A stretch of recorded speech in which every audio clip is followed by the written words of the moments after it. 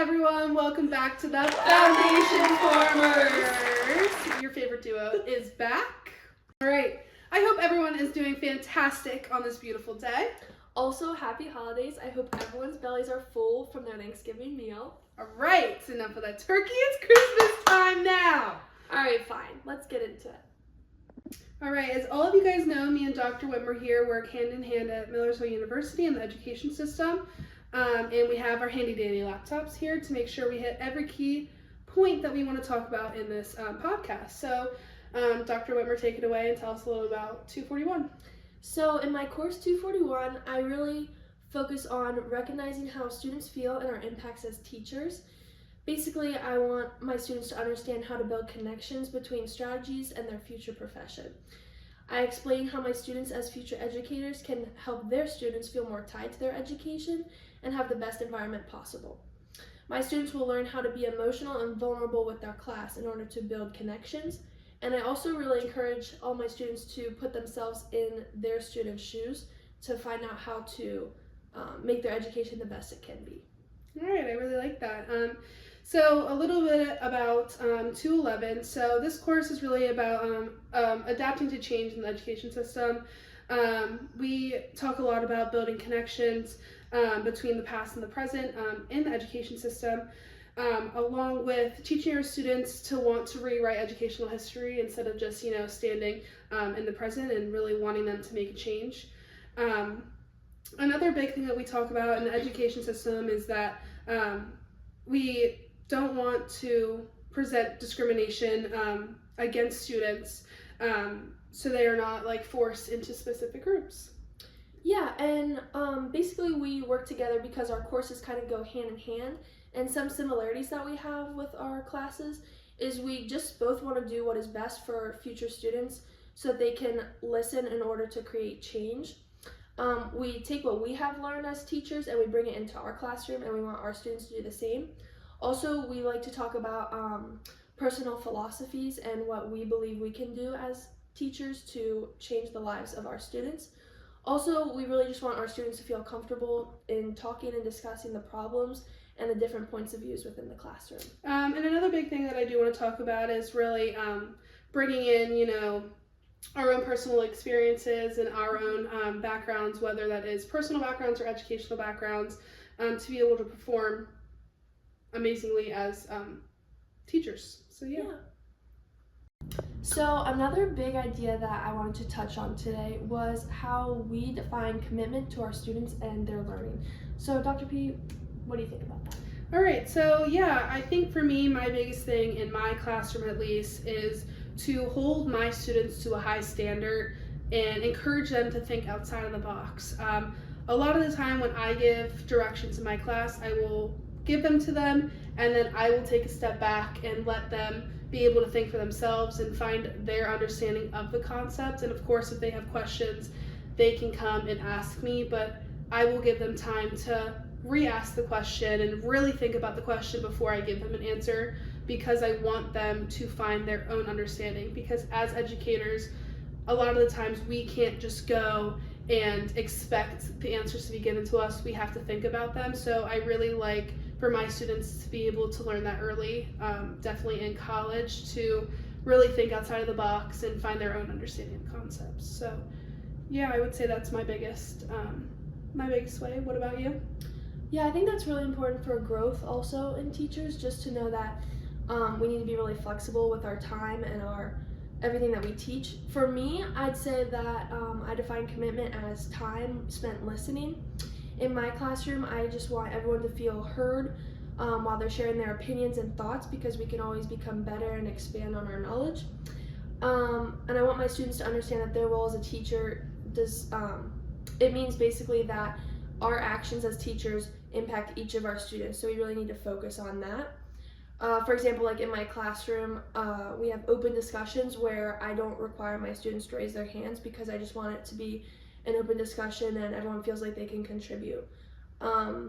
Also, we set a classroom goal at the beginning of the semester. In order to share all of our thoughts, we put together a goal statement to say what we wanted to do as a class together, and I thought that really helped us just work better together. And Yeah. Oh yeah, I think it's very important. I think that being able to, have open discussions and not being able to raise hands, I think that's a great idea for them to want to feel heard and feel confident about what they're speaking about. So I think that is very important. Thank you. Okay, for the next topic, I want to know, how do you understand the difference between knowing how to teach and knowing what to teach?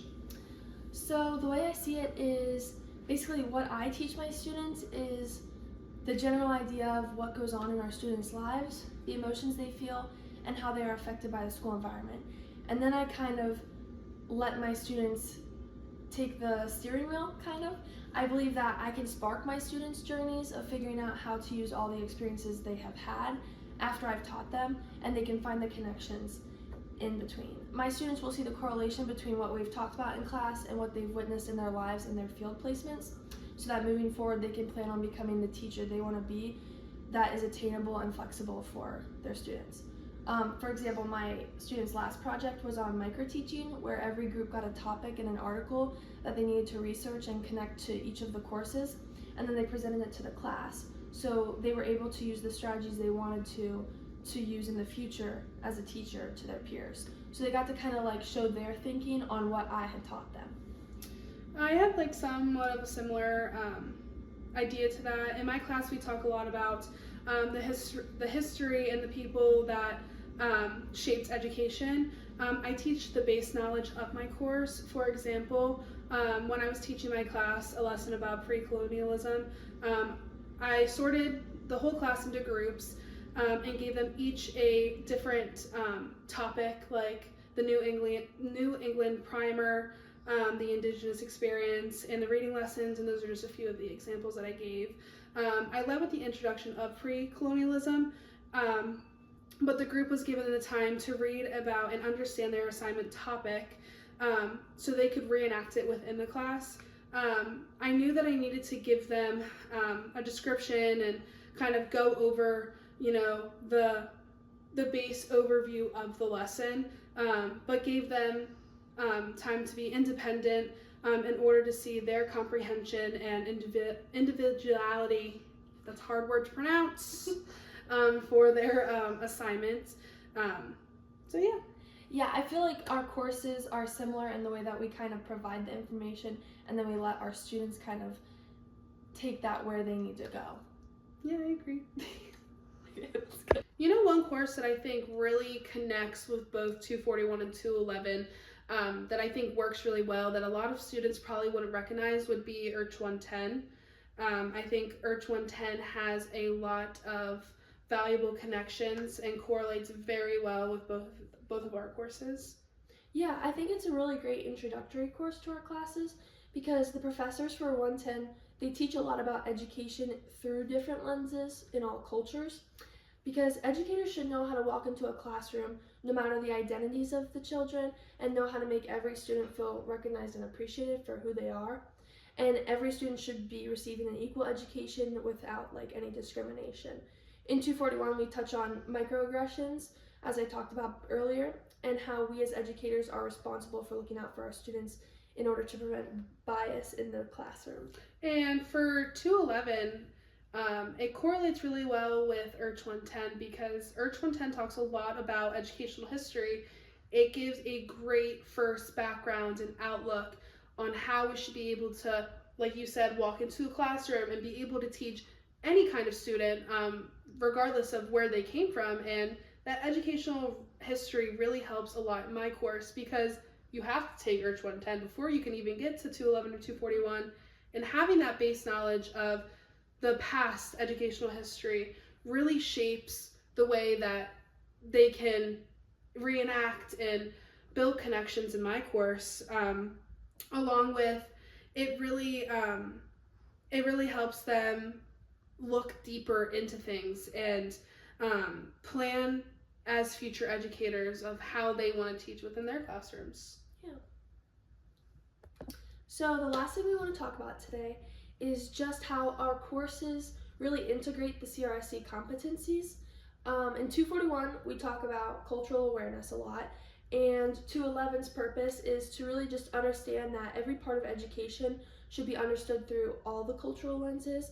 I mean, as 21st century teachers, we need to understand the constant diversity that's happening in classrooms and schools, because the reality is, like, school districts are only going to get more diverse. Along with that, like, we need to know how to build connections with our students, and through that, build ways for our students to ask for help with even having to speak about it, being like letting them be comfortable enough to come to us, or even for us to notice within a classroom that they're struggling and be able to help them, even if they are too scared to speak up. And another thing that I think is really important is that we need to be able to advocate for our students as educators. We need to be educated on how to work in multicultural communities, environments, school districts, and be able to give them the best education that is possible for them to succeed as well. Yeah, and also, like, a lot of my students came after their field experience, and they were put into a lot of different schools that they haven't been in, like that sort of like different environment.